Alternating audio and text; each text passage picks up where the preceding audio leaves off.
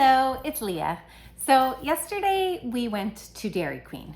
It's kind of a tradition that we have had with our kids. When our kids were little, there's a Dairy Queen that's like 10 minutes away from us by walking. And so we used to go there as sort of a treat, and everybody would get blizzards, and they have a nice area that overlooks a ravine and sort of the city. So it's become a tradition. So now when our kids come back and visit, sometimes we go to Dairy Queen. So we went yesterday, and a couple of us got blizzards, and there was one flavor, it was the flavor of the month, that was supposed to have Reese's and caramel chunks and like chocolate syrup. I love peanut butter, I love caramel, so perfect. I ordered it, and somebody else ordered it as well in our family.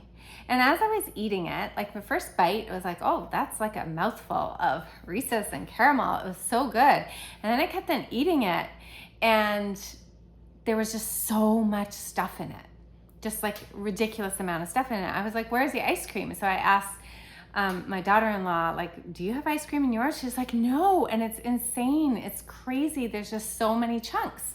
And as we were kind of eating it, I really wasn't enjoying it because I like having some ice cream with some chunks. This felt like it was work. It was like a mouthful of chunks all the time. And it got me thinking about, sometimes we think more is more, but often less is more. And the nervous system is even like that. So sometimes I'll have people who will join a membership, or I will be working with them, and I will give them something to work on for the week to help understand their nervous system or build awareness. And they'll be like, okay, yeah, what else? What else do you have? I've tried this technique. I have this technique. And what is so clear is that the nervous system needs the ice cream. The nervous system, it doesn't just want like tools and hacks and checklists and I've tried it all. It doesn't want just routines and habits and adding to it. It can be too much. It needs space. It needs rest. It needs time to digest. And I think it's similar to a lot of things in our life. Like sometimes we think, when we have a meal, we need to have like 20 different side dishes to make it look like it's a fancy meal. Or even in a business, I even get this way when I think of in my membership, well, I've got to have this, I've got to have that, I've got to have this. Sometimes simple is what we need. And sometimes we need to have the ice cream. And the ice cream really can represent like a well-placed strategy that we're practicing regularly. So instead of practicing like 15 different things every single day, maybe we're going to pick one thing and we're going to focus on that one thing for maybe a month and see how we feel with it. And then we'll make tweaks and adjustments to another thing, and we'll focus on that other thing.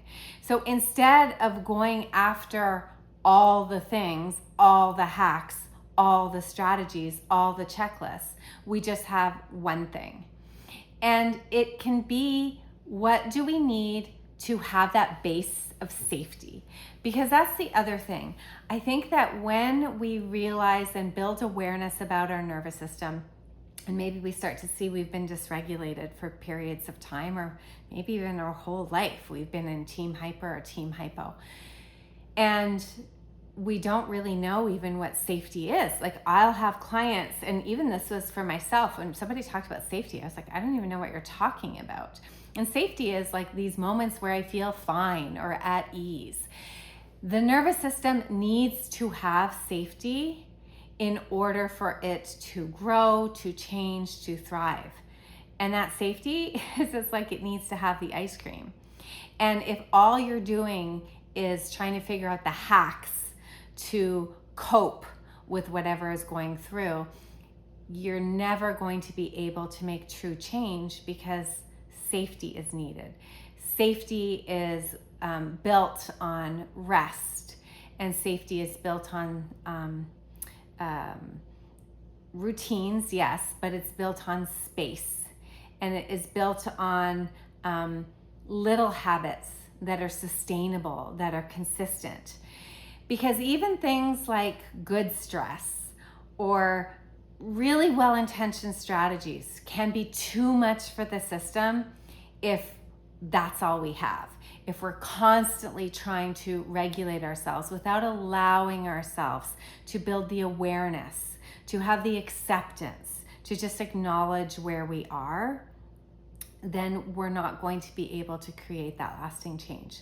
So the real magic comes when we are looking at our nervous system as really a lifelong journey that we're trying to grow and we're trying to heal. We're not in a rush. That's the other thing I find is people will step in. How long does it take for me to regulate my nervous system?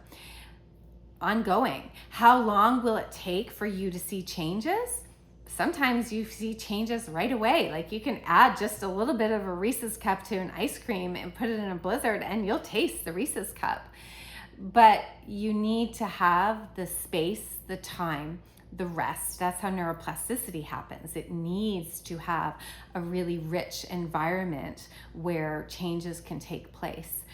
So if you have too many chunks, too many toppings, too many hacks, too many people telling you what to do. Maybe you're following this person on Instagram and that person on Instagram, and I read this book and I read that book and I've tried this technique and I've tried that technique. It's kind of like your blizzard has too many toppings in, and sometimes you might want to get rid of it and just come back to the basics. That's why I love teaching the safety sequence. And I know it's probably annoying for many of the people that I work with, or my members, because sometimes they'll be asking me like, what can I do? What's the best tool? Well, first of all, there's no best tool for one person. It's not cookie cutter. There are some tools that will work better for you.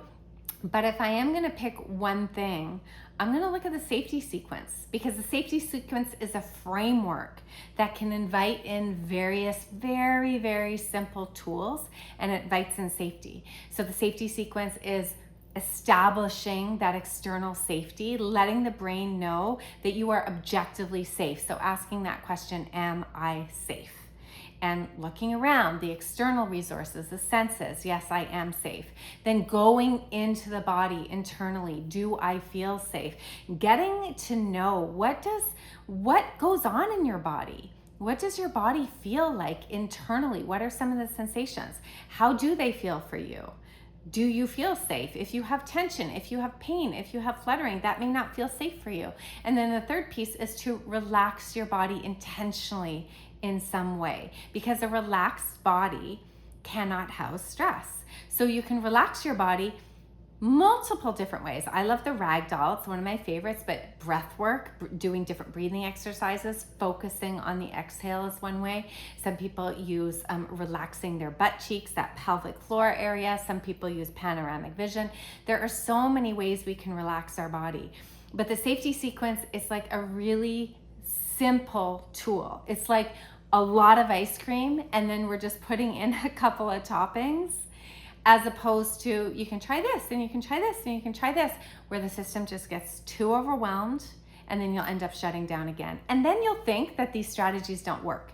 Just sort of like, if that was my first blizzard, I would be saying, I don't know why people love these blizzards, because it's like eating mouthfuls of chocolate when I really want to have an ice cream with it. So hopefully that makes sense. Hopefully your experience with Dairy Queen, that's not usually the experience I have with Dairy Queen. And to be honest, like Dairy Queen's not even my favorite, but it's a tradition. And I was eating that blizzard, and it was such a reminder to me that sometimes I'm trying to jam pack too much in. I'm trying to jam pack too much in so many areas of my life. Jam pack too much into my day, into relationships, into my business. So it's a reminder that sometimes less is more. Hope that was helpful. See you next time.